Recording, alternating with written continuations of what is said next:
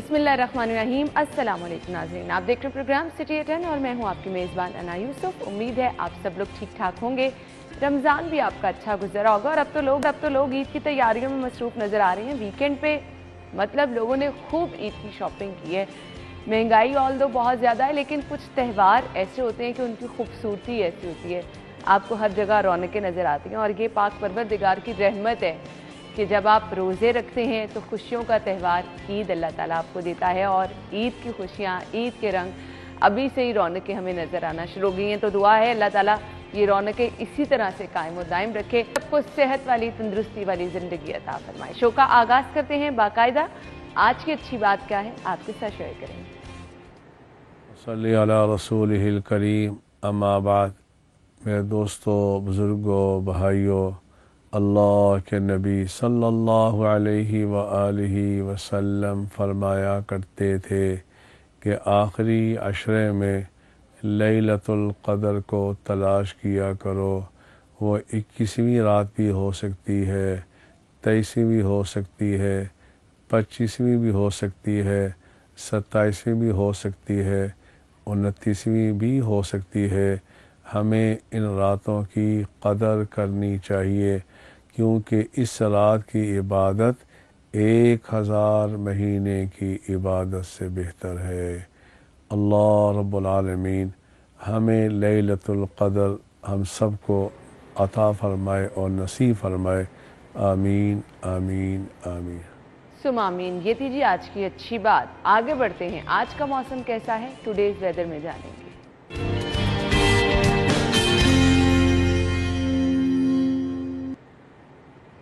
अच्छा जी, मौसम जो है, अब मैं ये तो नहीं कहूँगी तब्दील हो रहा है, बल्कि अब तो आगे मौसम मज़ीद तब्दील होगा, शदीद गर्मी आएगी।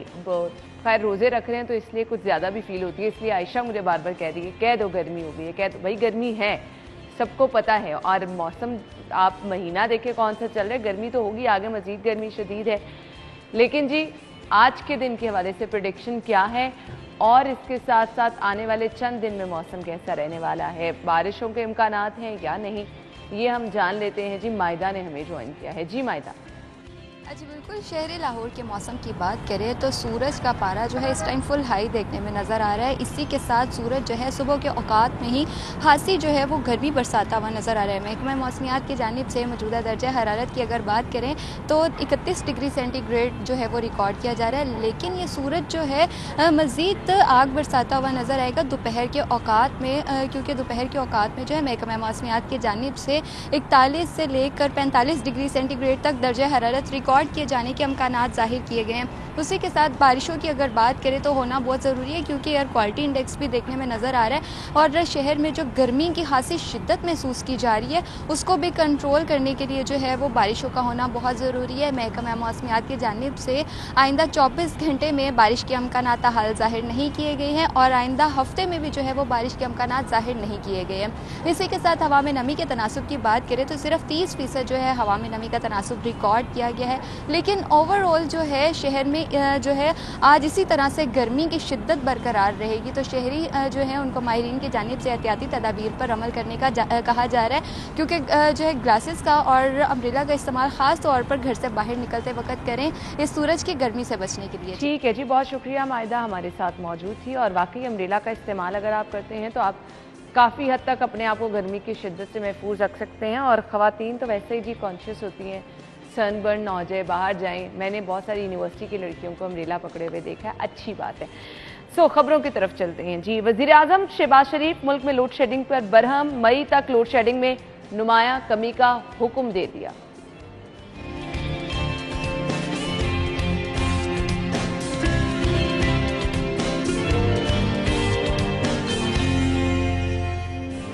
वज़ीर आला हमजा शहबाज का हल्फ ना होने से इंतजामी बहरान, नून लीग आज फिर हाई कोर्ट जाएगी।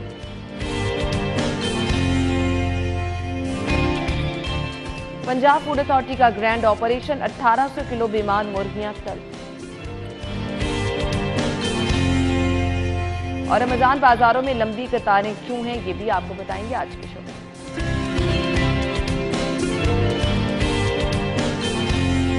हम बढ़ेंगे अब आज की टॉप स्टोरीज की तरफ। स्टूडियो में हमारे साथ हमारे senior reporter, assignment editor Aamir Raza Khan sahab मौजूद हैं। अस्सलाम वालेकुम। वालेकुम अस्सलाम। क्या हाल चाल है आपका? करम अल्लाह का शुक्र है। अल्लाह ताला का शुक्र ही अदा करते रहना चाहिए। खबर पहली क्या है, इसके बाद मेरे ख्याल से आप सब लोग भी अल्लाह ताला का शुक्र अदा करेंगे।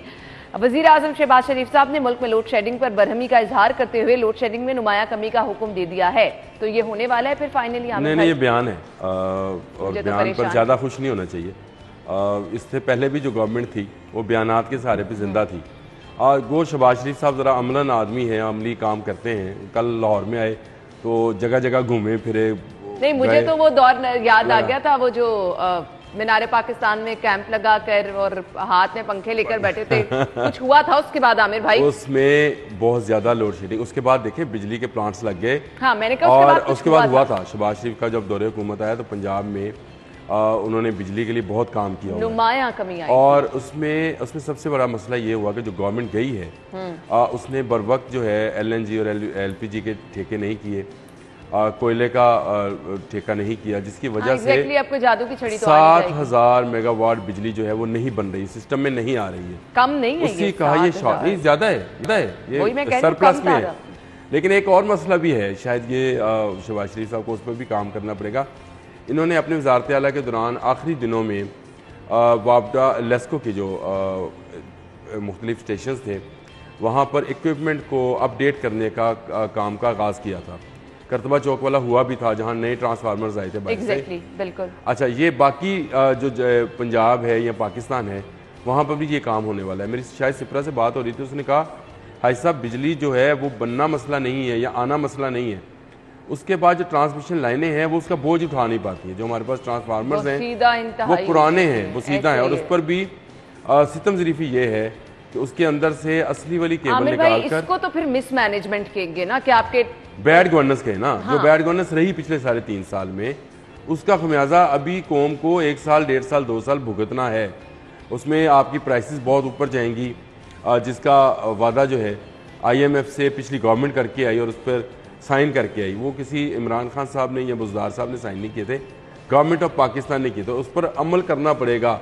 आपको पेट्रोल पे सब्सिडी ख़त्म करना पड़ेगी, आपको बिजली पे सब्सिडी ख़त्म करना पड़ेगी, और ये जब ऊपर जाएंगे तो आवाम जो है वो बरहम होगी इस नई हुकूमत के ऊपर कि आपने ये प्राइसेस कैसे ऊपर कर दी। तो मैं किसी की वजाहत नहीं करना चाहता, लेकिन बात असल में वही है कि आप जब एग्रीमेंट करते हैं IMF के साथ तो आप ग़ुलामी पर दस्तखत कर रहे होते हैं, जिसका इज़हार साबिक़ गवर्नर सरवर ने किया भी था अपने दौरा यूरोप के दौरान, कि इन्होंने इतनी सख्त शराइत पर दस्तखत किए कि पूरे पाकिस्तान को ही ग़ुलाम बना दिया है। और अभी मैं दिलचस्प बात यह है कि इसी ग़ुलामी को दस्तखत करने के बाद ग़ुलामी के ख़िलाफ़ ही इमरान खान साहब मैदान अमल में हैं। अब समझ ये नहीं आती कि भाई एक तरफ आप IMF के पास गए जहाँ पर जाकर आपने खुदकुशी करनी थी कि अगर मैं IMF के पास गया तो मैं खुदकुशी करना ज़्यादा मुनासिब समझूंगा। आप गए फिर उस पर सख्त तरीन शराइत पर आपने किया, और उसकी वजह यह थी कि आपने फैसला साजी में तखीर की थी। शायद आपको अना याद हो कि इन्होंने IMF के पास जाएं ना जाएं, एक वजीर खजाना चेंज, दूसरा वजीर खजाना तब्दील, अच्छा उसमें तखीर होती होती होती इस डगर पे मामला चले गए कि वो आपको IMF की हर शर्त जो है वो माननी पड़ी। आप घुटनों के बल जो है वो बैठ गए उसके सामने सर झुकाकर, उसको फिर उसकी मर्जी है तो वो आप पर किस चीज़ पर दस्तखत करवाता है। यही खमियाजा जो है कौम को भी भुगतना है। शहबाज शरीफ साहब का दावा बिल्कुल वो है, उनकी स्पीड पे भी कोई इतराज़ नहीं है मुझे, वो काम करना जानते हैं, लेकिन मुझे नज़र आता है कि मई और जून में जो कि सख्त गर्मी के दिन होंगे उसमें लोड शेडिंग होगी, उसमें कोई नुमाया कमी नहीं होगी। शहर में 4 और मुज़फ़्फ़राबाद में 6 घंटे, माजरत के साथ 4 घंटे लोड शेडिंग नहीं हो रही शहर में। हमारे इलाके में तो बहुत ज़्यादा लोड। मुज़फ़्फ़राबाद में रहती होंगी आप देखिए आप मेन लाहौर में रहती है ना। हाँ। इसके बावजूद लोड शेडिंग है, तो ये जो गवर्नमेंट की रिपोर्ट होती है कि जी 4 घंटे की एलानिया है, 4 घंटे की बिल्कुल ठीक है एलानिया है, और उसके साथ 4 घंटे की गैर एलानिया है। असल मसला ये है।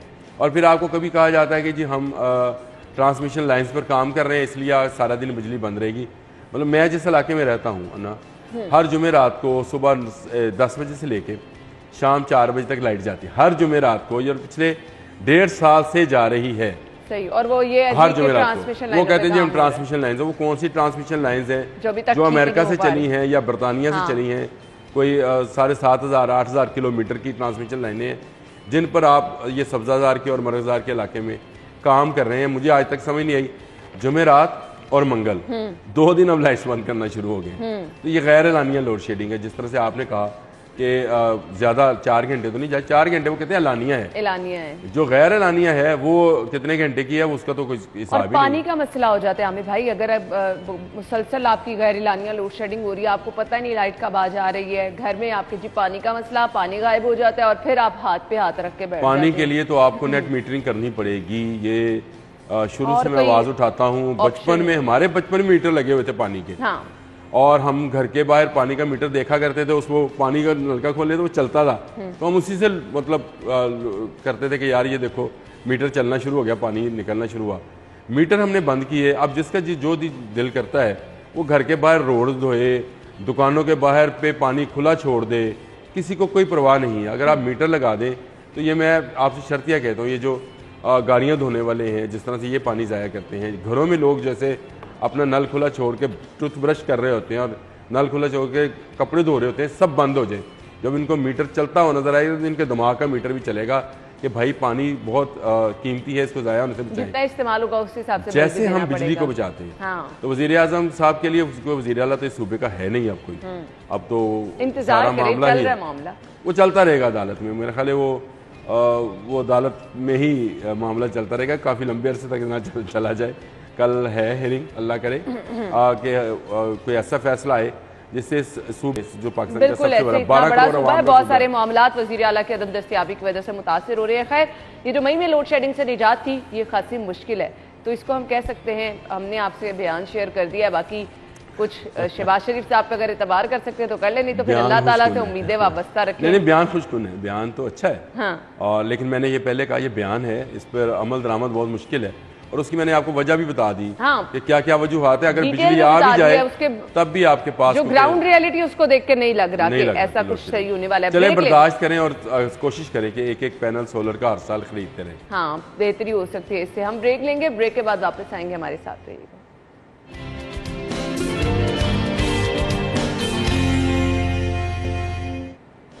Welcome back. खबर ये है जी, शहबाज शरीफ साहब खासे एक्टिव नजर आ रहे हैं, जहां पर उन्होंने अहकामात जारी किए हैं लोड शेडिंग के हवाले से और आपको कहे जी निजात मिल जाएगी। वहां पर कल उन्होंने PKLI का दौरा भी किया, नाकाफी सहूलियात पर इजहार बरहमी भी किया। जी आमिर भाई। ये PKLI से तो मेरा अपना एक तल्लक है और वो ये है कि जब पहली लहर आई थी कोरोना की तो मैं वहीं पे 21 दिन रहा था और वहाँ के तमाम डॉक्टर्स जो हमारे साथ वो ऑनलाइन आया करते थे लैपटॉप पे, तो उन्होंने मुझे कहा कि हम शहबाज शरीफ के दौर को याद करते हैं। अगर वो होते तो ये PKLI को वो कोविड के लिए ना इस्तेमाल होने देते। जिस मकसद के लिए ये अदारा बनाया गया है, आप जर्नलिस्ट हैं, आप जब बाहर जाए, मैंने आके ना कॉलम भी लिखा था इसके ऊपर जी बिल्कुल कि PKLI को जिस मकसद के लिए बनाया गया था, साबका हुकूमत ने और उसके अब क्या कहा जाए कि जस्टिस साकिब निसार ने, रिटायर्ड जस्टिस ने जो उसका हशर किया, जो हाल किया, तो उस वहाँ के लोग डॉक्टर्स, नर्सिस और पैरामेडिक स्टाफ जो है वो शहबाज शरीफ का दौर याद कर रहे थे। और मेरा ख्याल है शहबाज शरीफ साहब का जाना जो है ये बहुत खुशकुन है और खुशाइंद है। कल जब मैंने ये खबर सुनी तो मुझे अपना वो 21 दिन याद आए जो मैंने PKLI में गुजारे थे। रोज़ाना जो हमारे पास स्टाफ आता था वो यही कहता था कि खुदारा आप कोई इस तरह का काम करें, जब बाहर जाएं लिखें कि इस हुकूमत से निजात मिले और शहबाज शरीफ का दौर वापस आए और जिस मकसद के लिए ये अदारा बनाया गया है उसके लिए ये इस्तेमाल हो।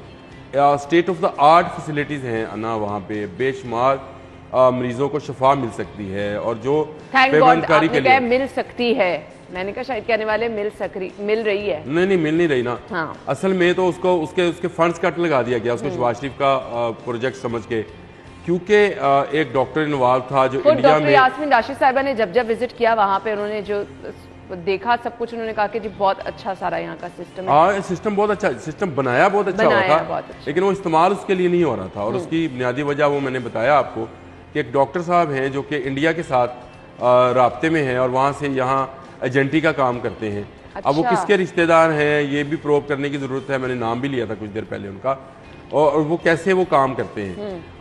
अगर PKLI चलता रहता, डॉक्टर सईद काम करते रहते, जिनको बहुत अदालत में लाकर ये कहा गया कि जी आप तो 12 लाख किस चीज़ का ले रहे हैं, कितना बड़े लिखे हैं, इनको शायद ये अंदाजा नहीं है कि डॉक्टर सईद अगर बाहर होते बाहर के ममालिक में तो वो ये 12 लाख क्या, इस 12 लाख के कई गुना कमा सकते थे। लेकिन वो पाकिस्तान की मोहब्बत में पाकिस्तान आए और PKLI जैसा अदारा खड़ा कर दिया। अभी इसको शहबाज स्पीड की ज़रूरत है, शहबाज शरीफ की ज़रूरत है। आज गए, कल गए हैं, फिर जाएं, जब भी लाहौर आएँ PKLI जाएं और इसको फॉल करें ताकि लोग पेवंदकारी के जो मसाइल हैं। अच्छा जी, आपने तो खुद वहाँ पर स्टे किया और आप इंतजामात बता रहे हैं कैसे। अब अगर शहबाज शरीफ साहब ये कह रहे हैं कि ये मुखय्यर हजरात की मदद से तामीर किया गया ताकि मुस्तहिकीन का फ्री इलाज हो सके, तो आप बहुत कम ये देखें, वही मैं कह रही हूँ ना, जिस मकसद के लिए बनाया गया वो मकसद ही नहीं पूरा हो रहा। ये प्राइवेट पब्लिक पार्टनरशिप थी जिसमें गवर्नमेंट ने लैंड दी और उसके बाद कुछ उसके ऊपर इंफ्रास्ट्रक्चर खड़ा किया और उसके बाद प्राइवेट लोगों से कहा कि वो आएँ और आगे बढ़ें ताकि लोगों का जो पेवंदकारी का सबसे महंगा इलाज है जिगर की और गुर्दे की ट्रांसप्लांटेशन जो है उसका काम हो सके। उसके लिए मुहैया हज़रात आगे आए। हमेशा मैं कहता हूँ कि गवर्नमेंट जो है वो नहीं करती है। मैंने गौहर एजाज साहब का कई दफ़ा नाम लिया, बिल्कुल उन्होंने ये जो एमरजेंसी PIC की बनाई थी 100 बेड उसको एक्सीड किया था, फिर जिना हॉस्पिटल, फिर चिल्ड्रन हॉस्पिटल। ये सिर्फ एक गौहर एजाज नहीं है, इस मुल्क में बहुत सारे गौहर एजाज हैं जिनके पास बहुत पैसा भी है और दर्द दिल भी है, लेकिन उनको डायरेक्शन नहीं मिलती है, गवर्नमेंट उनको उस तरह से इन्वॉल्व नहीं करती है। पिछली जो गवर्नमेंट और ये लोग हमतन तैयार रहते हैं आमिर भाई ताउन करने के लिए। बात ये है सर, मैं तो कहता हूँ कि इमरान खान साहब जब आएंगे, मैंने ये कहा था कि इमरान खान साहब जब आएंगे तो मैं देखूंगा कि गवर्नमेंट के कितने कैंसर हॉस्पिटल्स बनते हैं। हाँ, कोई एक बना, बिल्कुल नहीं, कोई एक कैंसर हॉस्पिटल दूर की बात, कोई एक कैंसर का वार्ड बना ना। जो म्यू हॉस्पिटल में कैंसर के पेशेंट्स को जो सहूलियात थी वो ले ली गई और अदवियात बंद कर दी गई कैंसर पेशेंट्स की। मुझे ये बताएं कि एक ऐसा शख्स जो कि कैंसर हॉस्पिटल के नाम पर सियासत में आया और सियासत में आकर फिर इस मुल्क का सरबराह बन गया, अगर उसने भी किसी हॉस्पिटल के लिए काम नहीं किया और उसके साथ डॉक्टर यास्मीन राशिद जैसी शख्सियत मौजूद थी जो कि खुद भी डॉक्टर हैं, कहते हैं जी कि वो डॉक्टर हैं तो उनको ज़्यादा पता है कि हेल्थ की मसाइल क्या हैं। डॉक्टर फैसल जवेद मौजूद थे, लेकिन कैंसर का आप एक वार्ड ना बना सके पूरे पाकिस्तान में 3.5 पौने 4 साल में के अंदर। तो अगर PKLI बन ही गया था तो इसके चलने दिया जाता। अब अगर शहबाज शरीफ साहब आ गए तो कुछ हुआ नहीं है, वहीं पे वहीं मौजूद है PKLI। आपकी सरपरस्ती की ज़रूरत है, आपका कल का विजिट ज़रूर इसमें जो है मज़ीद सहूलियात का इजाफा होगा। बिल्कुल, और आगे आने वाले दिनों में मुस्तहिकीन का नाम आता है तो मेरे ख्याल से ये बड़ा मुश्किल है कि किसी अच्छे अस्पताल में किसी मुस्तहिक बंदे का भी मेरे ख्याल से कोई इलाज हो जाए। आज के दौर में तो आमिर भाई ये बहुत मुश्किल है। लेकिन वह बहुत अच्छा अदारा है। अगर हमजा या कोई और वज़ीर आला आता है पंजाब का, उसको भी चाहिए PKLI जरूर जाए। PKLI क्या, बाकी हॉस्पिटल में जाएं, सर्विसेज में जाएं, आप जिना में जाएं, जहाँ जहाँ फैसिलिटीज कम हैं नए हॉस्पिटल्स बनाए, लोग बने भी थे। कम से कम नए बनाने का अगर फिलहाल बजट नहीं है तो जो अस्पताल है वहां पर ही सहूलियात बेहतर कर दी जाए ताकि किसी गरीब का भी भला हो जाए। खैर, अगली खबर की तरफ आते हैं। अभी अपडेट भी आप तक पहुंचा दी है, हाई कोर्ट से आज फिर जी खबर के मुताबिक जाएंगे, बल्कि चले गए हैं। आमिर भाई आप कह रहे हैं मामला डिले हो जाएगा, वजह भी समझा दें क्यों हो जाएगा? मुझे तो ये लगता है क्योंकि इसमें फ्रीक जो बनाया गया है उसमें सदर ममलकत उनको बजरिया उनके जो असिस्टेंट सेक्रेटरी या सेक्रेटरी हैं उनके जरिए PA2 जो प्रेसिडेंट है, इसी तरह से प्राइम मिनिस्टर को बनाया गया है। हमजा साहब ने अपने वालिद साहब को भी इसमें फ्रीक बनाया है। इसके साथ साथ फिर सेनेट के चेयरमैन को फ्रीक बनाया गया है। तो ये फ्रीकैन को अदालत सुनेगी तो सही।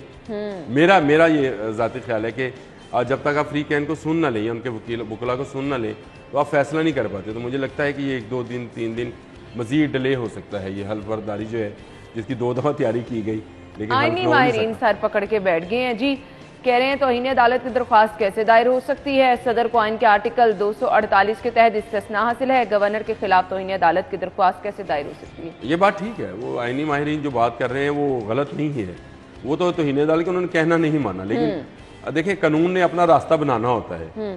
ये तो नहीं हो सकता कि 12 करोड़ आवाम के सूबे को बगैर किसी एडमिनिस्ट्रेशन के छोड़ दिया जाए, बगैर गवर्नेंस के छोड़ दिया जाए और कहा जाए कि जी क्योंकि ये मामला अदालत में है तो कितने दिन मेरा ख्याल ये है। साहब अली रामे बता रहे हैं किस तरह ब्यूरोक्रेसी जो है वो हाथ पे हाथ धरे बैठी है। हाथ पे हाथ धरे बड़ी समरियां आपकी एप्लीकेशन CM के साइन की मुंतजर हैं और समझ नहीं आ रही कि जी इस पे कौन साइन करे। आप ये बात कह रहे हैं कि सूबे में ना होने की वजह से किसी को चीफ एग्जीक्यूटिव के ना होने की वजह से जो ठेकेदार हैं उन्होंने काम बंद किया हुआ है, छोड़ दिया। मैं आपको हमेशा कहता हूँ क्योंकि मेरे घर का रास्ता है, इसलिए मैं कहता हूँ कि अभी ये जो हम जाते हैं खारक की तरफ से अपने घर की तरफ, वो रोड उन्होंने उसी तरह छोड़ दी। तो वो कहाँ से पैसे लाए? वो कहाँ, ठेकेदार भाग गए। उन्होंने कहा जी हम जब तक नई गवर्नमेंट नहीं आती पैसे कौन देगा कौन नहीं देगा, पेमेंट किस तरह से होगी, ब्यूरोक्रेसी काम नहीं कर रही, लिहाजा हम काम छोड़ रहे हैं। तो लोग अब परेशान हैं, अवाम परेशान है, और हमारी अदालत से ये सजा है कि इसके लिए कोई ऐसा कानूनी रास्ता निकालें कि जल्द अज जल्द इस सूबे को। ये क्या फुल डिले किया जा रहा है जानबूझ के,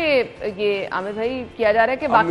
मेरा ख्याल है कि पीटीआई को इक़्तिदार की हवस बहुत ज्यादा है। सॉरी टू से पीटीआई वालों को शायद ये बुरा मनाए इस बात को, लेकिन अब वो छोड़ना नहीं चाहते हैं। बुरा मनाए क्या? आप देखिएगा सोशल मीडिया पे जाकर लोगों ने आपके खिलाफ क्या क्या बातें कहना वो करते हैं, वो करते हैं। हम तो हक की बात करेंगे।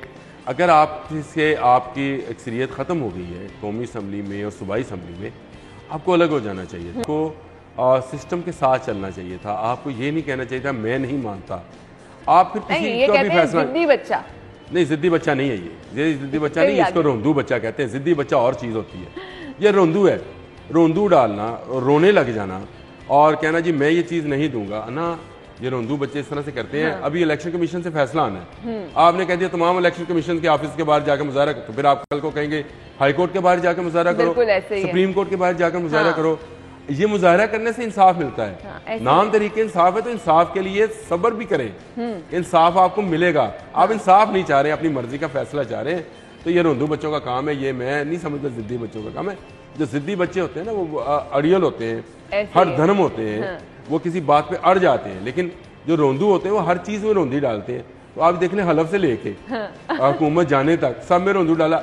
कहाँ है इस्तीफे? बिल्कुल ऐसे क्यों मंजूर नहीं हुए? क्योंकि वो आपने लिख के दिए ही नहीं है, आप पेश ही नहीं हुए, तो कौन मंजूर करेगा उसको, इन इस्तीफों को? मामला उसी तरह लटका दिया गया। ये लटकाना जानते हैं, मामले को हल करना नहीं जानते। और इससे देखें आप प्रॉब्लम्स ही क्रिएट हो रही हैं, हर जगह मसाइल ही हैं, और आपके जिद वहाँ की वहाँ है। जो मैंने जिद्दी बच्चा का, आमिर भाई ने रोंदू बच्चा का, आप सोशल मीडिया वाले देखें हमें क्या कहते हैं। लोगों ने एक तूफान बदतमीजी ले आना है जी। ब्रेक ले लेते हैं, इससे पहले हम कुछ और कहें और हमें मजीद बातें सुननी पड़े। ब्रेक के बाद आएंगे, हमारे साथ ही रहिएगा।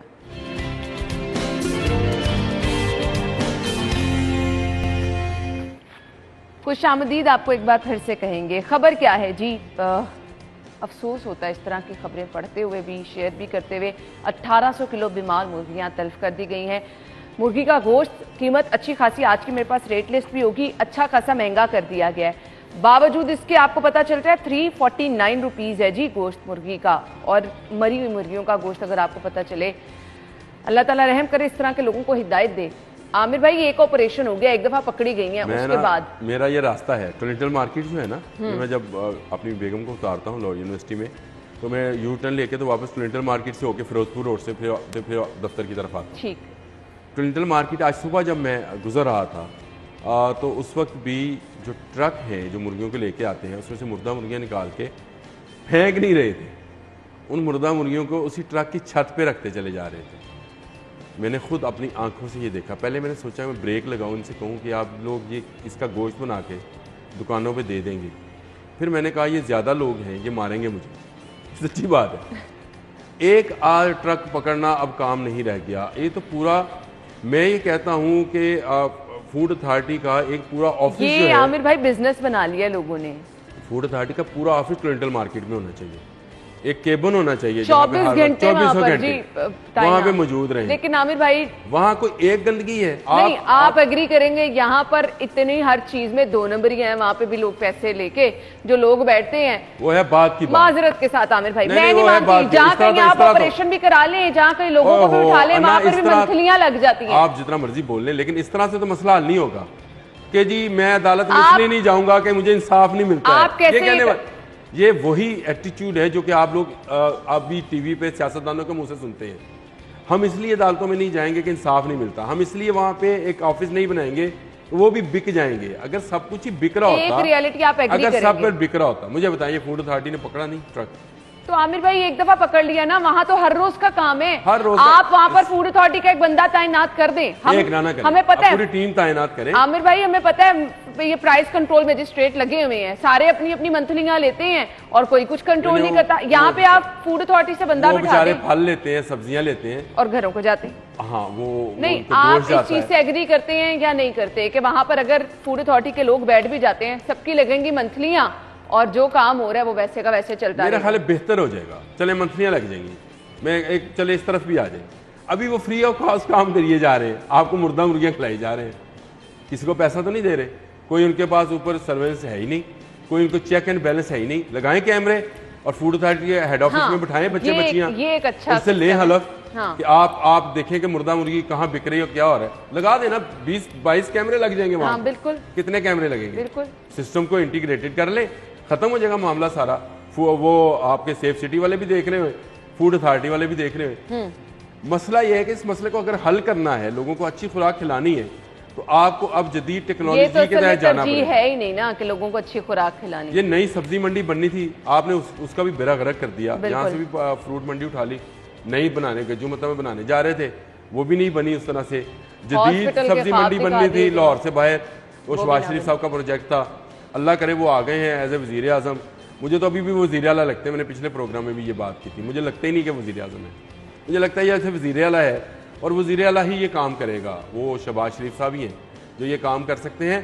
खुदारा लोगों को ये जहरीली और बदबूदार अच्छा, और मुझे मुर्दा खुराक डिटेल शेयर करने दें ताकि लोग जो है थोड़ा सा अपनी सेहत का ख्याल रखें। लिखा है जी, मुर्गियां टोरंटो मार्केट में सप्लाई के लिए लाई जा रही थी, फ्लू, फेफड़ों और आंखों समेत मुतादिद बीमारियों में मुब्तला पाई गई। बाहर का खाना प्लीज मत खाएं, जो कुछ भी खाना है बना के अपने घर खाएं, सब कुछ बन सकता है।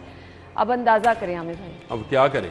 आप कहते हो ना अंदाजा करें, अब क्या करें, कैसे खाएं? अब लिखा हुआ है, इस खबर के अंदर भी लिखा हुआ है कि खुदारा अपने सामने ज़िबा कराएं और फिर लें आप उसको, और उसको पकाएं और खाएं और सेहतमंद मुर्गी लें।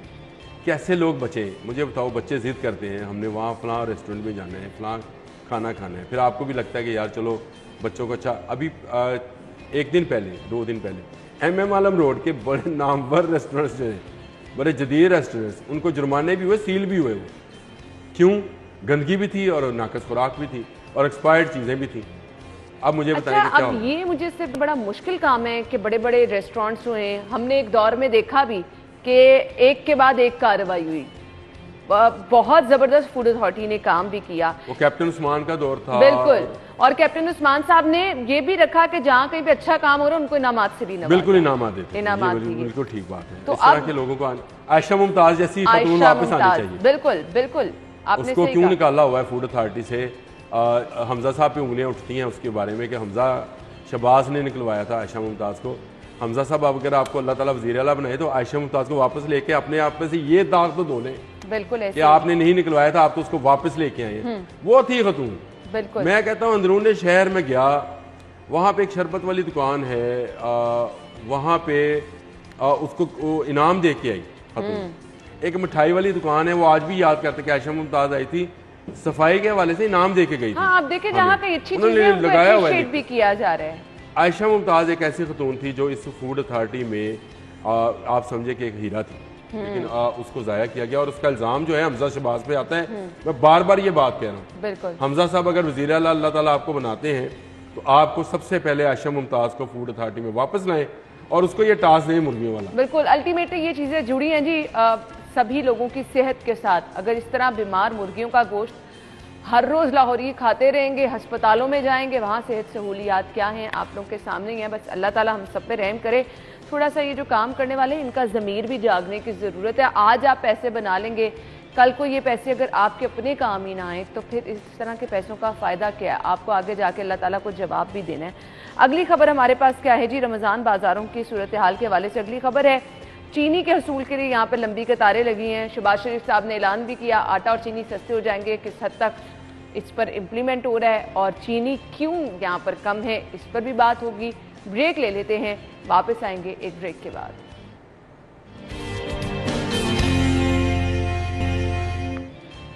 Welcome back. और आमिर भाई ने कहना है कि मैं रमज़ान बाज़ारों के खिलाफ हूँ। पहले दिन से ये बात आप कह रहे हैं, बल्कि कब काफ़ी रमज़ान से कह रहे हैं, लेकिन अब क्या करेंगे? रमज़ान मैं ये बाज़ार शहबाज शरीफ के दौर में भी हाँ, मुझे पता है। मुझे ये मैं इन बाज़ारों के ख़िलाफ़ हूँ जी। रमज़ान बाज़ार, ईद बाज़ार, बला बाज़ार, टमगाम बाज़ार, ये सब बाज़ार गलत हैं। और ये बाज़ार बंद करो एक फ़िल्म थी वो, लेकिन किसी और बाज़ार के मतलब थी। अच्छा, ये बाज़ार जो हैं ये सिर्फ आवाम की ख्वारी के लिए बनाए जाते हैं। गवर्नेंस का मामला ये है कि अगर आपको चीनी शदरा में 50 रुपये या 100 रुपये में मिल रही है तो आपको डिफेंस में भी 100 रुपये की मिले। अगर आपको शुमाली लाहौर में 75 रुपये की चीनी मिलती है तो आपको जनूबी लाहौर में भी 75 रुपये की मिले। पिछले इतवार आपके मोहल्ले की दुकान पे आपको इस रेट पे मिले। पॉसिबल ही नहीं है ना। चिकन के रेट आपको कहीं पे खाड़क नाले के पास कुछ और मिल रहे हैं, इकबाल टाउन फिर आपकी चले जाए तो गवर्नेंस आपको नहीं, कुछ फिर और। आपकी गवर्नेंस नहीं है। देखिए, फिर आप इस बात को तस्लीम करें कि आपके पास गवर्नेंस नहीं है तो आपने एक फूड पॉइंट बना दिया कि यहाँ से आए आप कोई 10-12 किलोमीटर का फासला तय करके इस गर्मी में रमजान में लाइनें लगे, शनाख्ती कार्ड चेक कराएं और फिर आपको चीनी मिले। गवर्नेंस ये होती है कि आप रमजान आने से पहले इन मिल मालकान से बात करें, उनसे कहीं इस रेट पे चीनी उठेगी और इस रेट पे बिकेगी। थोक वालों से बात करें कि इस रेट पे आप उठाएंगे और इस रेट पे बेचेंगे। ये इतना मुश्किल काम भी नहीं कोई है। मुश्किल काम कोई नहीं है। मुश्किल इनकी काम नहीं एसोसिएशंस है। बनी हुई हैं। हाँ। आपके मोहल्ले से लोग फोन करके आपको बताएंगे मेरे मोहल्ले में क्या फलां ये चीनी वाला एसोसिएशन ताउन करने को तैयार नहीं होते? क्या मिल मालिकान ताउन करने को तैयार होंगे? होते? उन्होंने यहाँ काम नहीं करना, सारा साल कारोबार करते हैं।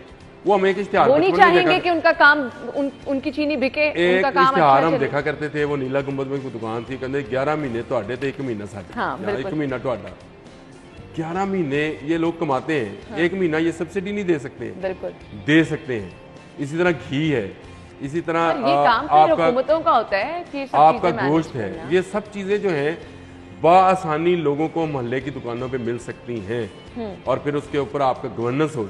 मैं अभी मिसाल देना नहीं चाहता था, लेकिन अंग्रेज़ का दौर हमें हमारे बुज़ुर्ग बताते थे कि उस दौर में किसी की ज़रूरत नहीं थी कि अगर 2 आना किलो गोश्त है और 7 आना किलो घी है तो कोई 7.25 आने ले ले इस बात पे कि मैंने इसके ऊपर प्लास्टिक की पैकिंग की है।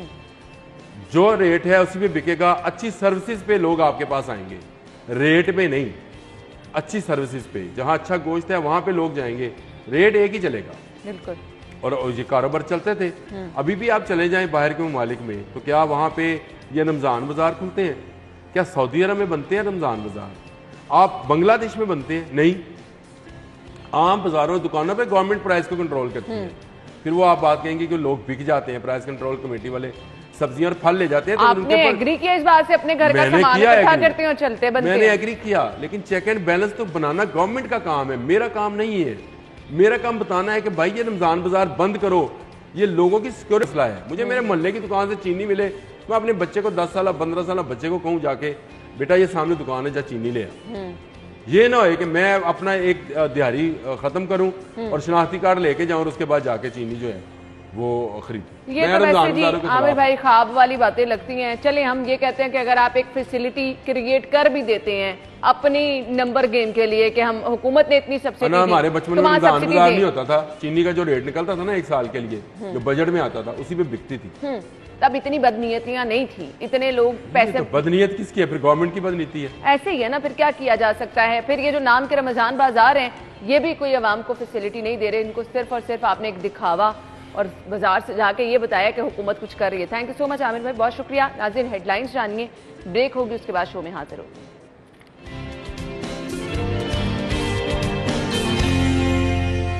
नाज़रीन प्रोग्राम के इस हिस्से में हम बात करने वाले हैं जी हिफाजती टीकाजात के हवाले से आगाही का ये हफ्ता मनाया जाता है। अप्रैल का ये आखिरी हफ्ता जो है पूरी दुनिया में हिफाजती टीकों से आगाही के लिए मनाया जाता है। हिफाजती टीकों की अहमियत क्या है इससे तो बिल्कुल इनकार नहीं किया जा सकता, लेकिन अभी भी बहुत सारे लोग हैं जो कि डिनाइल मूड में हमें नजर आते हैं या कहीं बीच में एक आधी दफा हिफाजती टीके कोई 1-2 स्किप भी कर जाते हैं। टोटल 12 बीमारियां हैं जिनसे हिफाजती टीके आपके बच्चों की सेहत का जामिन होते हैं और आपके बच्चों की सेहत, जिंदगी, नशोनुमा इनसे जुड़ी है। ये चीज समझना बहुत ज्यादा जरूरी है कि बर वक्त हिफाजती टीके लगवाना आपके बच्चों की सेहत के लिए कितने जरूरी है। ये भी आज के शो में आपको बताएंगे। हिफाजती टीकों की अहमियत क्या है ये भी आपको बताएंगे। और ये जो तौसीफ प्रोग्राम चल रहा है, आगाही जो दी जा रही है, हमारा अपना शो आज इसीलिए था कि हम मैक्सिमम इंफॉर्मेशन आप तक पहुंचा सकें। हमारे साथ स्टूडियो में जो हमारे मेहमान मौजूद हैं, तारुफ आपके साथ कराना चाहूंगी। डॉक्टर मुख्तार अहमद साहब ने ज्वाइन किया है जो कि direct expanded programme on immunization Punjab हैं। अपने मेहमान को खुश आमदीद कहेंगे। अस्सलाम वालेकुम जी। वालेकुम सलाम। क्या हाल चाल है आप? अल्लाह का शुक्र है जी। बहुत बहुत शुक्रिया। जैसे कि मैंने बताया कि अप्रैल का ये आखिरी हफ्ता पूरी दुनिया में मनाया जाता है, आगाही दी जाती है। मकसद क्या होता है? ज़्यादा से ज़्यादा लोगों में शऊर बेदार किया जाए। तो आप इस सिलसिले में क्या करें? जी ना, बहुत शुक्रिया। सबसे पहले तो मैं सिटी 42 का शुक्रगुजार हूँ कि हमेशा उन्होंने हेल्थ प्रोग्राम में अपना एक मुस्बत रोल प्ले किया है और लोगों में मुख्तलिफ बीमारियों के ख़िलाफ़ अवेयरनेस फैलाने में एक अहम रोल प्ले कर रहा है। ये जो वर्ल्ड इम्यूनाइजेशन वीक है, ये सारी दुनिया में अप्रैल के आखिरी हफ्ते में मनाया जाता है और इस साल ये 24 से 30 अप्रैल को मनाया जा रहा है। और इसका बुनियादी मकसद यही है कि वालिदैन में ये आगाही फ़राहम की जाए कि वो अपने बच्चों को बर वक्त हिफाजती टीके लगाएं, ताकि जो ऐसी बीमारियां हैं जो हिफाजती टीके लगाने से बचाया जा सकता है उनसे बच सकें। और इनकी लगाने से ना सिर्फ अमवात में कमी होती है, बल्कि बहुत सारी जो बीमारियां हैं या जिन पेचीदगियाँ हैं या माजूरी हो सकती है, उनसे बचाया जा सकते हैं। और इस साल जो वर्ल्ड इम्यूनाइजेशन वीक का थीम है वो भी यही है कि लंबी ज़िंदगी सेहत के साथ सबके लिए।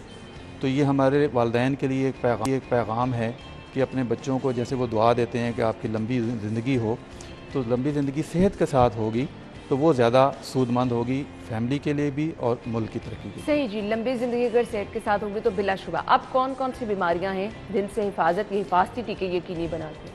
जी, अभी जो हमारा ये प्रोग्राम है, ये आपको पता है कि 1978 में लॉन्च हुआ था और उस वक़्त सिर्फ 6 बीमारियों के ख़िलाफ़ हिफाजती टीकाजात लगाए जाते थे। लेकिन वक्त के साथ साथ इसमें नई वैक्सीन जो हैं वो ऐड होती रही हैं और इस वक्त 12 ऐसी बीमारियां हैं जिनके ख़िलाफ़ हिफाजती टीके लगाए जाते हैं।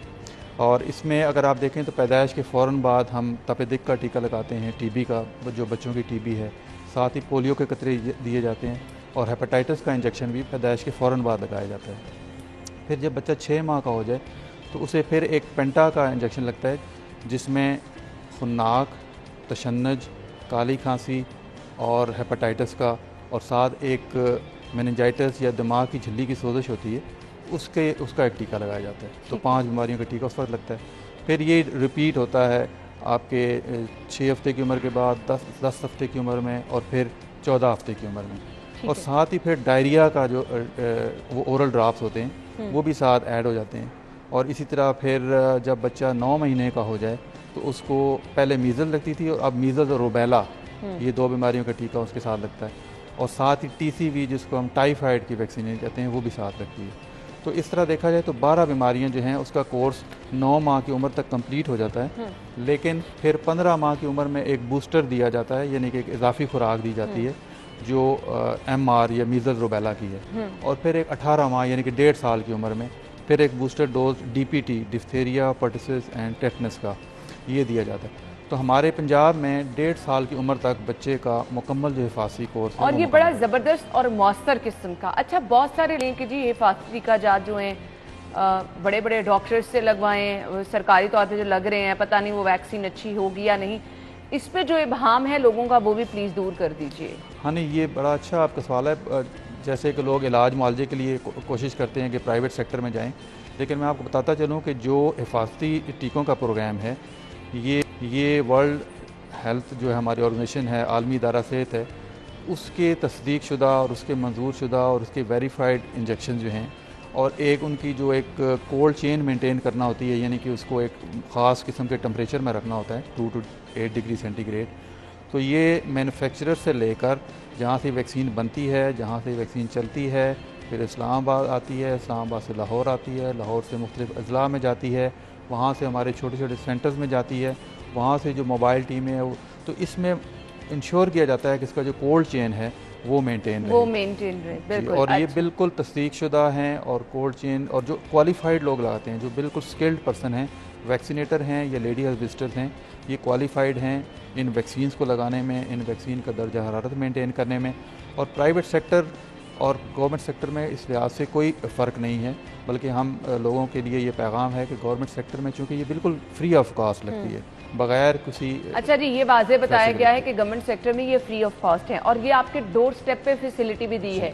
हिफाजती टीके कहाँ से लगवाए जा सकते हैं? हिफाजती टीके लगवाने के लिए 2 तरह के, एक तो हमारे जितने भी हॉस्पिटल्स हैं सरकार के, उसमें जो हमारे टर्शरी केयर के बड़े अस्पताल हैं, ये डिस्ट्रिक्ट लेवल के हॉस्पिटल हैं, तहसील लेवल के हॉस्पिटल हैं, रूरल हेल्थ सेंटर में बेसिक हेल्थ यूनिट हैं और डिस्पेंसरीज हैं। इन तमाम में हिफाजती जो टीका जात की सहूलत है वो दस्तयाब है। इसके अलावा हमारा जो वैक्सीनेट होता है फील्ड वैक्सीनेटर, उसका एक यूनियन काउंसिल में उसको एरिया दिया होता है और वो हर यूनियन काउंसिल में अपना एक माहाना प्रोग्राम के तहत वहाँ पे जाता है कि आज फ़लाँ तारीख में उसने फ़लाँ गाँव में जाना है। और वो ऑलरेडी लोगों को मालूम होता है क्योंकि मास्क अनाउंसमेंट भी होती है, वहाँ पे लेडी हेल्थ वर्कर्स ने भी लोगों को बताया होता है।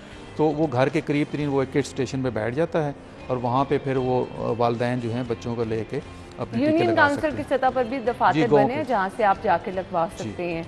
अच्छा जी, अब मुझे ये पूछना है कि ये हिफाजती टीके क्या इक्वली सभी बच्चों को लगाने हैं या कुछ बच्चे जो किसी न किसी खुदा न खास्ता बीमारी में मुब्तला हैं, जिस्मानी कमजोरी का शिकार है, उनको रोका भी जाता है, और अगर रोका जाता है तो कब तक के लिए वेट किया जाता है? हाँ जी, इसमें कोई ऐसी एब्सोल्यूट कंट्राइंडिकेशन तो नहीं है कि इसको बिल्कुल नहीं लगने चाहिए, लेकिन अगर वो बच्चा उन दिनों जब टीका उसका ड्यू है, अगर उसको शदीद बीमार है, यानी कि शदीद डायरिया का या बुखार का या और कोई ऐसी बीमारी में है, तो उसको थोड़ी देर के लिए डेफर किया जा सकता है। जब वो बच्चा नॉर्मल हो जाए तो उसको ये टीका लगाया जा सकता है। जहाँ तक आप कह रहे हैं बच्चा कमज़ोर है या कम वज़न है, तो ये बिल्कुल कंट्राइंडिकेशन नहीं है, बल्कि उस बच्चे को ज़्यादा ज़रूरत है क्योंकि उसको बीमारियाँ लगने का भी ज़्यादा ख़तरा है। तो उसको इम्यूनाइजेशन जो है वो वक्त के ऊपर करवानी चाहिए ताकि वो दीगर बीमारियों का शिकार ना हो।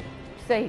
अच्छा जी, ये टीके जो हैं किस तरह आपके बच्चों की सेहत के ज़ामिन हैं? कौन कौन सी ऐसी चीज़ें हैं जो कि रिस्क फैक्टर हैं जो कि आपके बच्चे जिससे महफूज रह जाते हैं? देखिए, बच्चे जब आपको पता है हमारे यहाँ जो इन्वायरमेंट की कंडीशन है, बच्चा जो ही थोड़ा सा बड़ा होता है यानी कि माँ की गोद से वो निकलता है तो फिर वो मुख्तलिफ़ चीज़ों को हाथ लगाता है, बाहर भी जाता है और बेशुमार जरासीम हैं जो उसके माहौल में इर्द गिर्द घर में या घर से बाहर मौजूद होते हैं।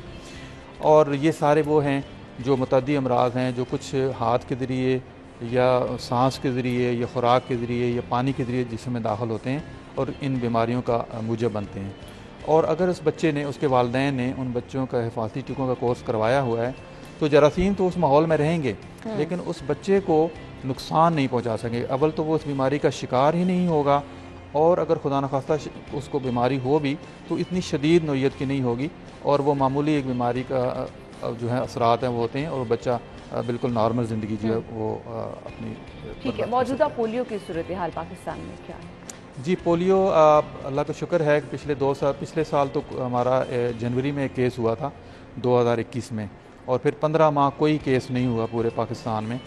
और जो पिछला केस हुआ था वो भी बलूचिस्तान का एक किला अब्दुल्ला में हुआ था जनवरी 2021 में।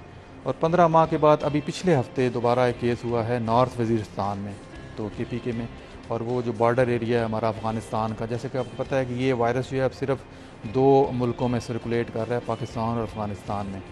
तो अभी 15 माह के बाद ये केस हुआ है विच इज़ वेरी अनफॉर्चुनेट। आल दो कि सारी कंपेन्स भी हो रही हैं और रूटीन इम्यूनाइजेशन में भी ये वैक्सीन लगाई जाती है, लेकिन वो बच्चे जो था उसने भी अपनी रूटीन इम्यूनाइजेशन नहीं करवाई हुई थी। अभी जो बच्चा मुतासर हुआ है उसने अपनी रूटीन इम्यूनाइजेशन जो है उसके वालिदैन ने नहीं कराई और अनफॉर्चुनेट है वो सारी ज़िंदगी अब जो है एक माजूरी का ज़िंदगी गुजारेगा।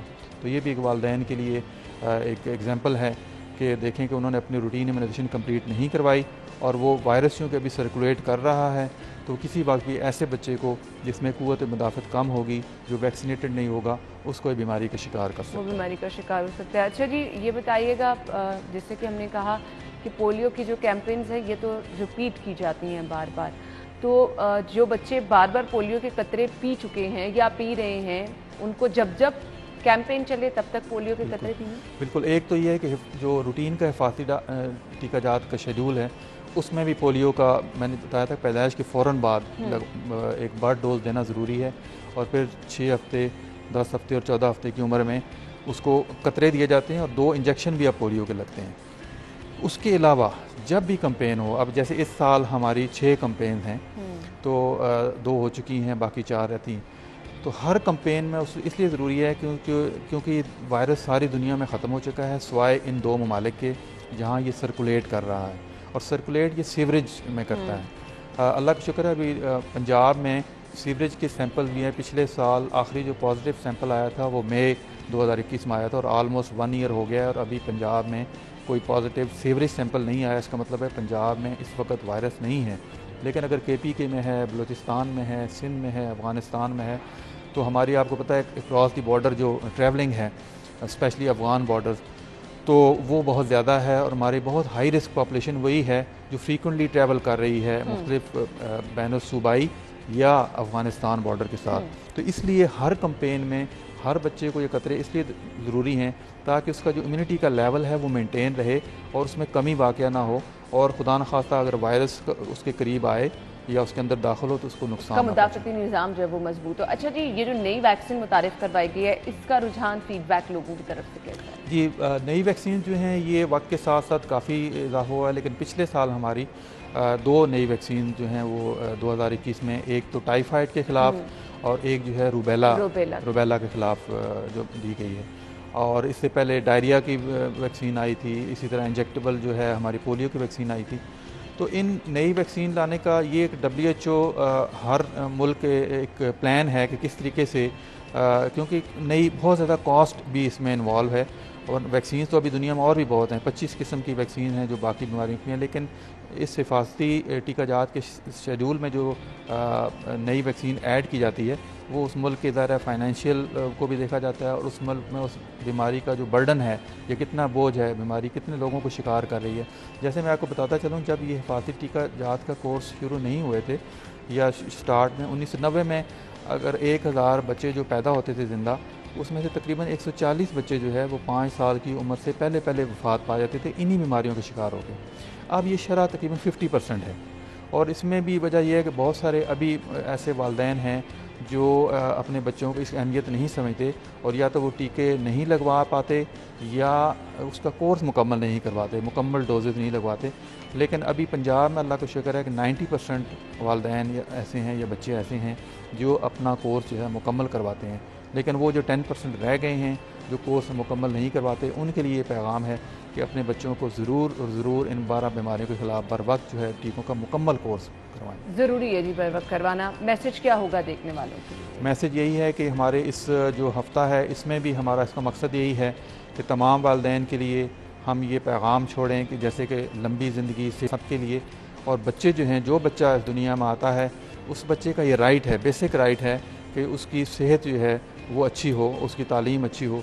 तो सेहत अच्छी करने के लिए और लंबी ज़िंदगी के लिए सबसे आसान, मुअस्सर और जो इफ़ेक्टिव वे है वो वैक्सीनेशन है, और दुनिया भर में ये माना हुआ और सर्टिफाइड चीज़ है कि अगर बच्चों को वैक्सीनेशन लगवा दी जाए तो इन बीमारियों के ख़िलाफ़, मूज़ी बीमारियों के ख़िलाफ़ न सिर्फ बीमारी का शिकार नहीं होगा बल्कि अमवात भी बहुत सारी हम बचा सकते हैं, और आपका बच्चा महफूज रह सकेगा, सेहत वाली ज़िंदगी होगी। आपने करना क्या है, बस इस हिफाजती टीकाजात का जो प्रोग्राम है इसको फॉलो करना है, यही आपके बच्चों की सेहत वाली ज़िंदगी का ज़ामिन है। थैंक यू सो मच, बहुत बहुत शुक्रिया डॉक्टर साहब आपके वक्त के लिए।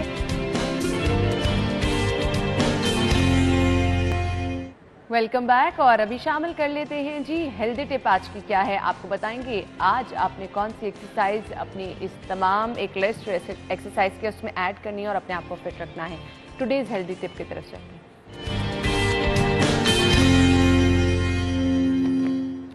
ज्वाइन कर रहे हैं हमें आज रहमान, जो कि आज की टिप हमारे साथ शेयर करेंगे। Over to you Rahman.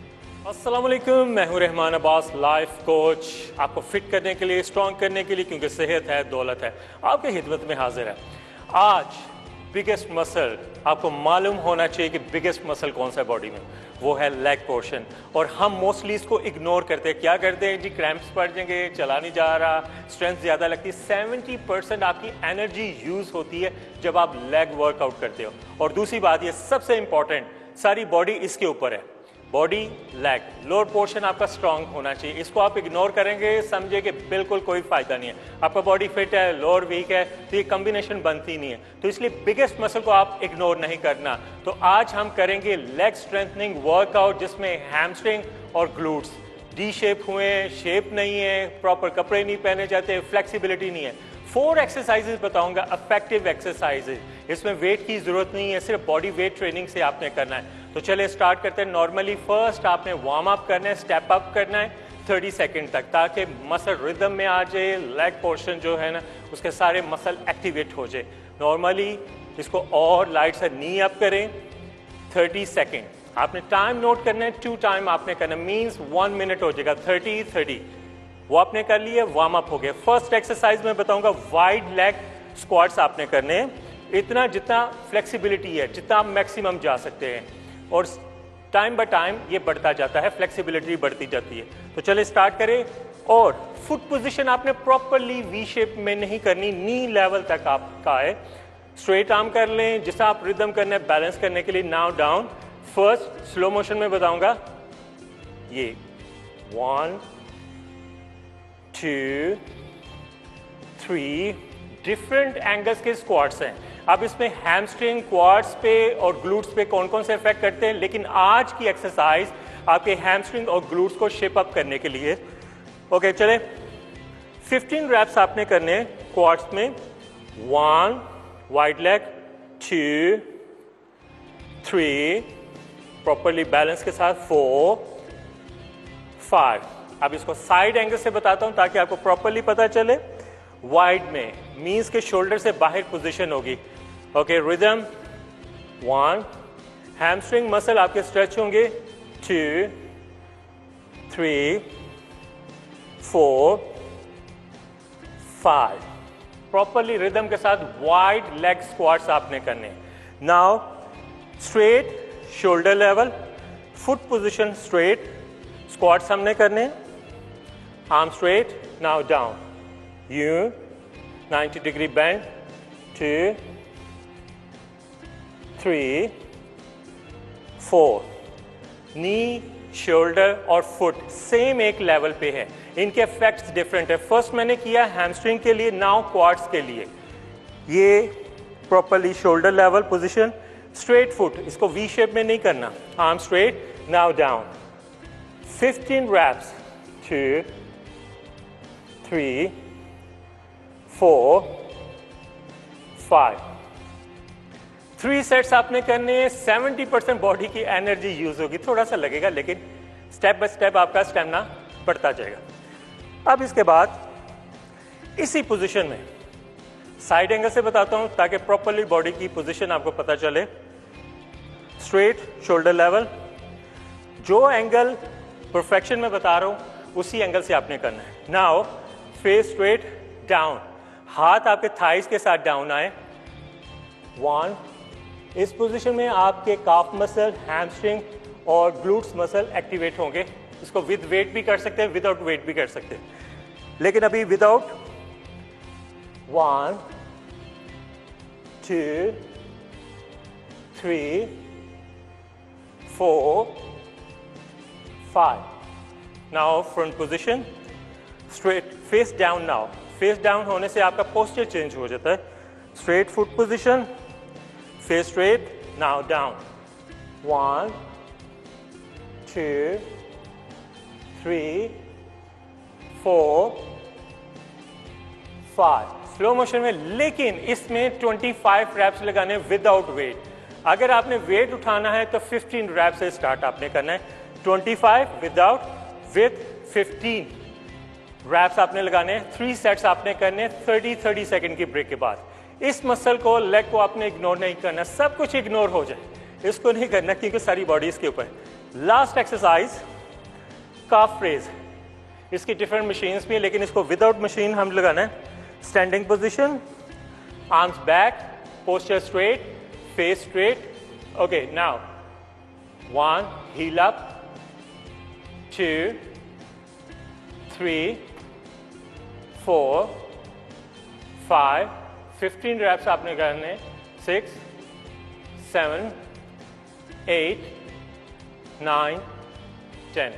मैं मिनिमम लगा रहा हूं क्योंकि आपने इस प्रोग्राम को डाउनलोड करना है और जिस एंगल से, जिस परफेक्शन से, जिस रेपिटेशन से मैंने बताया उसी तरह आपने करना है।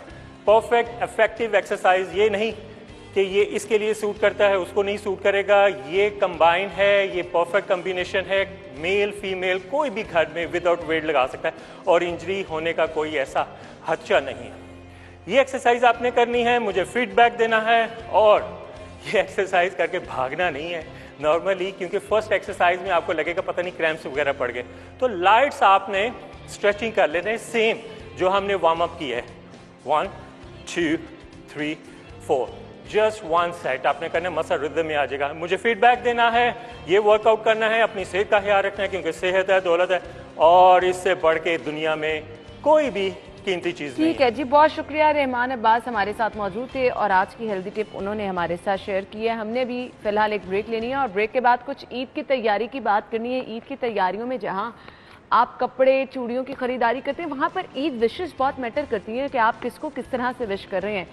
कुछ तरीके बहुत पुराने हो गए हैं, लेकिन उन पुराने तरीकों को नए अंदाज से रिवाइव किया जा रहा है। किस तरह से आपके साथ शेयर करेंगे। ब्रेक के बाद आते हैं।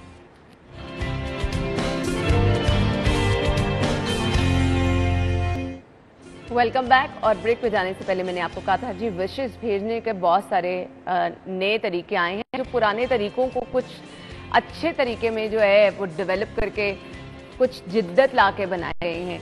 ईद पे तोहफे तोहफे जहां दिए जाते हैं, वहीं विशेस के लिए हम देख रहे हैं अब व्हाट्सएप का जो है वो सहारा लिया जाता है। मैसेजेस भेजे जाते हैं डिफरेंट, आपके पास व्हाट्सएप की सूरत में भी कार्ड्स अवेलेबल होते हैं जो कि आप भेजते हैं। लेकिन वो प्यार मोहब्बत जो कि आप खुद हाथ से बना के कार्ड किसी को विश करें, वैसे तो ईद कार्ड वाला दौर पुराना हो गया, लेकिन ये जो नया सिस्टम है ये आपके प्यार मोहब्बत के इजहार का बहुत ही ज़बरदस्त तरीका होता है। और अब हम देख रहे हैं कि लोग इस तरह से, खास तौर पे छोटे छोटे बच्चे बड़े ज़बरदस्त कार्ड तैयार करते हैं। तो आप ये प्यारे से कार्ड तैयार करके अपने प्यारों को ईद की मुबारकबाद दे सकते हैं।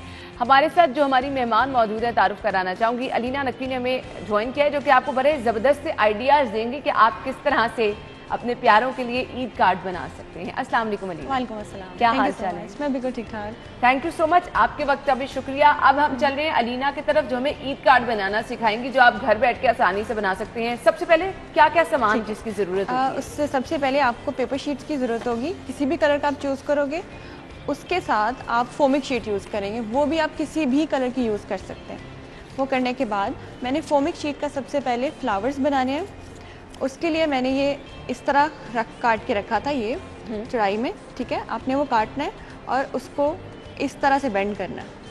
बेंड किया, फिर दोबारा आपने उसको इस तरह बेंड करना है। ये वाला जो कोना है नीचे जो बंद है, उसको आपने कट नहीं करना है। जो ऊपर वाला है, इस एरिया को हम कट करेंगे, जो कि मैंने एक पहले बना के रखा है। इसमें एक सेकेंड, इसमें मैं मार्कर से आपको बना के दिखाती हूँ। मतलब ये जो एरिया है, इस पे आप फ्लावर के पैटर्न्स बनाएंगे ऐसे, इस तरह से ये शेप बन जाएगी। उसको आपने कट करना है। अब आपकी मर्ज़ी है, आप तीनों शेप्स को एक जैसे कट कर लो। कट करने के बाद ये कुछ इस तरह हो जाएगा, ऐसे आ जाएगा। उसके बाद मैंने इसकी एक साइड पे इसको कट किया इधर से, जिसके बाद मैंने इनको आपस में जोड़ा पेटल्स को, ताकि थोड़ी सी कर्वी हो जाए। इस तरह कर्व होने के बाद एक के बाद एक को आपने इस तरह से जोड़ना है। मैं आपको जोड़ के दिखाती हूँ। किसी भी ग्लू से आप जोड़ सकते हो इसको, किसी भी दूसरी ग्लू से, ग्लू गन से भी। ये मैं वाइट वाली क्रिस्टल वाली ग्लू यूज़ कर रही हूँ। इनके सारे पेटल्स आपस में जोड़ने हैं आपने।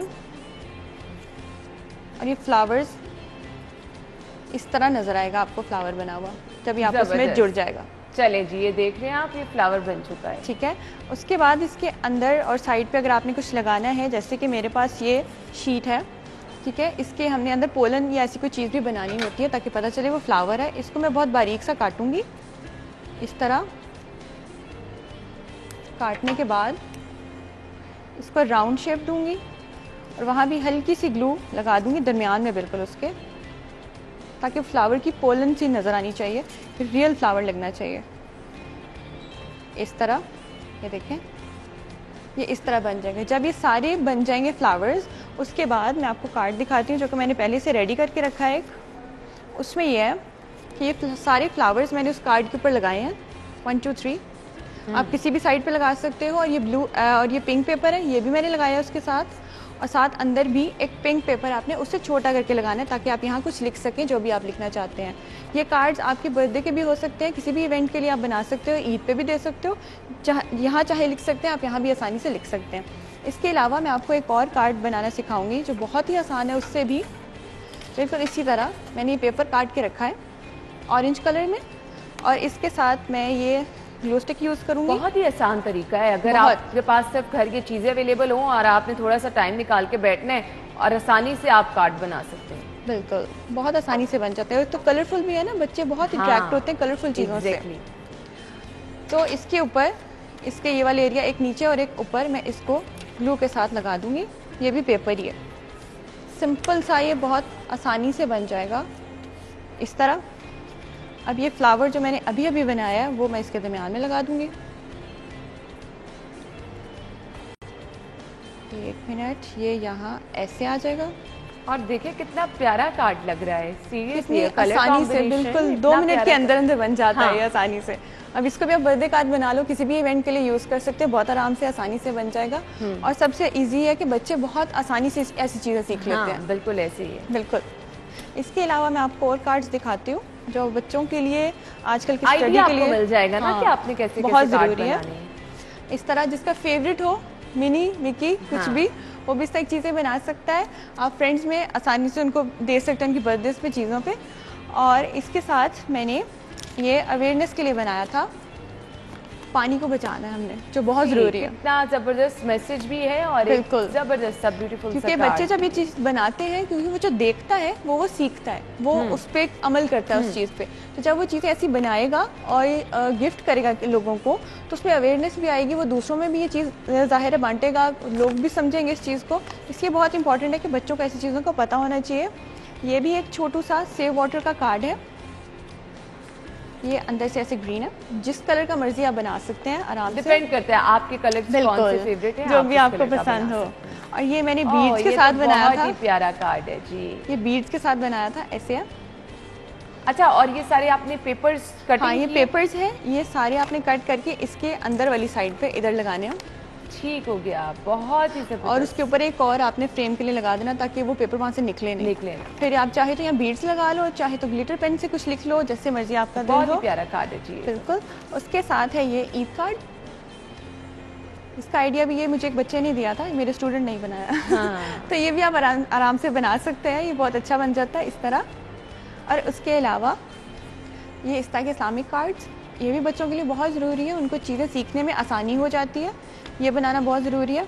और ये जो सामान आपके सामने पड़ा है, ये सामान इनफ है ये सब कार्ड बनाने के लिए? इसके अलावा 2-3 चीजें जो ग्लू है, पेपर्स हैं, ग्लू है, पेपर आपके है। पास एक अच्छी सी कैंची होनी चाहिए। इसके अलावा किसी चीज की जरूरत? मार्कर होता है, एक सीजर्स होते हैं, आपके ग्लू होते हैं, और पेपर्स आपके कलरफुल जो भी हैं। बाजार से तो इतने महंगे महंगे कार्ड मिलते हैं, ये कुछ ही पैसों में बन जाते हैं। ये कुछ ही पैसों में बन जाएंगे। इसका आपको जो पेपर है ना, पेपर का आपको पूरा एक बंडल मिल जाता है 100 पेजेस का, वो इतना कॉस्ट का नहीं है, बहुत आराम से मिल जाता है, आप जितनी मर्जी चीज़ें बना सकते हैं।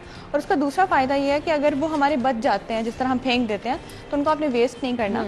जो पेपर बच जाएंगे उससे आप इस तरह के छोटे नोट पैड्स बना सकते हैं। ये मैंने छोटे नोट पैड्स बनाए, ये तो बहुत जबरदस्त है जी। ये और साथ आपके डायरीज भी बन जाते हैं बच्चों के छोटे। इस पे भी मैंने पेजेस अंदर लगाए हैं इस तरह, और उसके इस और इस जगह पे होल किया था। डायरी कैसे आपने बनाई है?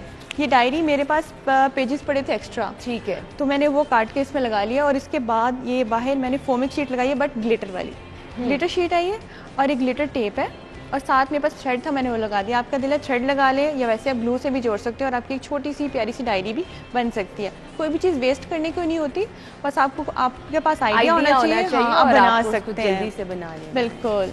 और इसी तरह ये बच्चों की जो मेरे पास पेपर्स बचते हैं, उनसे मैं इस्लामिक बुक्स बनाती हूँ दुआ की। हाँ, ग्रेट। ये इस पे डिफरेंट दुआएं भी लिखी होती हैं कि बच्चों को पता हो स्कूल जाने की क्या दुआ है, घर पे आने की क्या है, घर से बाहर क्या है, चेंज कपड़े करने हैं, क्या करना है, ये सब बच्चों के लिए बहुत जरूरी है। अच्छा, बच्चों के लिए आप इस तरह की चीज़ों को जब मजीद अट्रैक्टिव और इंटरेस्टिंग बनाते हैं, तो वो चीज़ें बच्चों के जहन में भी याद भी रह जाती हैं, और बच्चे उन कलर से अट्रैक्ट हो जाते हैं। वो जो खूबसूरत सी चीज़ें बनी होती हैं उनसे अट्रैक्ट हो जाते हैं। बड़ा अच्छा आइडिया लीना ने मिला। और लास्ट में ये है एक, ये वो बच्चे जिनको स्पीच थेरेपी में प्रॉब्लम होती है, या अपने गोल सेट नहीं कर पाते, या उनको पता नहीं होता किस चीज़ का क्या नाम है, तो हम उनको इस तरह से शेप चीज़ें लिख के देते हैं। यहाँ पे स्टिकर्स लगा देते हैं, साथ उनका नाम लिख देते हैं, वो देख लेते हैं, क्योंकि जो बच्चा देखता है वो इमेज उसके माइंड में बैठता है, फिर वो उस चीज़ को सीखता है। हाँ, इसलिए हम पहले उसको दिखाते हैं, फिर रिपीट करते हैं कि ये चीज़ इसका ये नाम है, इस तरह से ये है, और इस तरह कार्ड्स उसको बना के देते हैं, वो याद कर लेता है। जबरदस्त, और बहुत ज़बरदस्त चीज़ें लीना ने हमें बनानी सिखाई हैं। ये कुछ ही चीज़ें आप घर में रख के बहुत ही प्यारे से कार्ड अपने प्यारों को ईद मुबारकबाद की सूरत में, ना सिर्फ ईद बल्कि बर्थडे विशेज़ के लिए, आपने किसी को गेट वेल सून कहना हो, सॉरी बोलना हो, तो ये अच्छे तरीके हैं। आप किसी के साथ रब्ता कर सकते हैं, अपने प्यारों को ये कार्ड भिजवा सकते हैं। Alina, thank you so much, बहुत बहुत शुक्रिया आपके वक्त के लिए। नाज़रीन, हम चलते हैं एक ब्रेक की तरफ, ज्वाइन करेंगे आपको इस ब्रेक के बाद।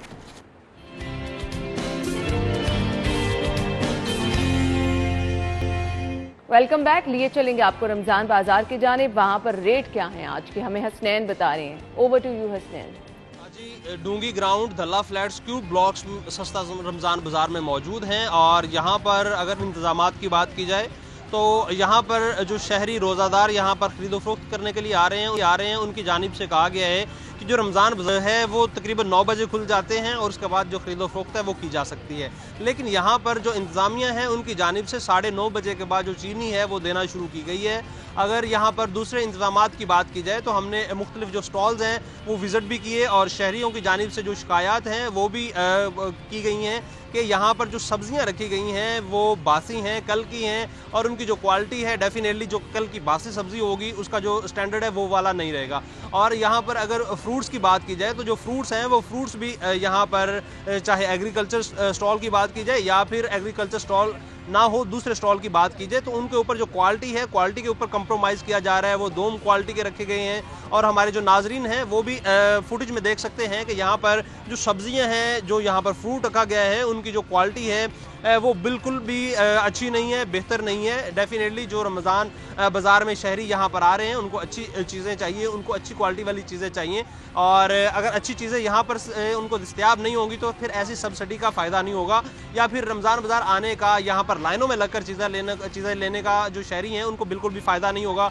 और ये जो मुश्किलात हैं इंतज़ामिया से अगर बात की जाए तो यहाँ पर जो इंतज़ामिया है उनकी जानिब से जो यहाँ पर स्टॉल्स लगाए गए हैं जिन्होंने बासी सब्जी रखी है। Thank you so much Hasnain, आपके वक्त का बहुत बहुत शुक्रिया। आपने हमें रेट बताए जी रमजान बाजार। किसी के साथ ही प्रोग्राम का वक्त खत्म हुआ है। अपना ख्याल रखिएगा। अल्लाह हाफिज।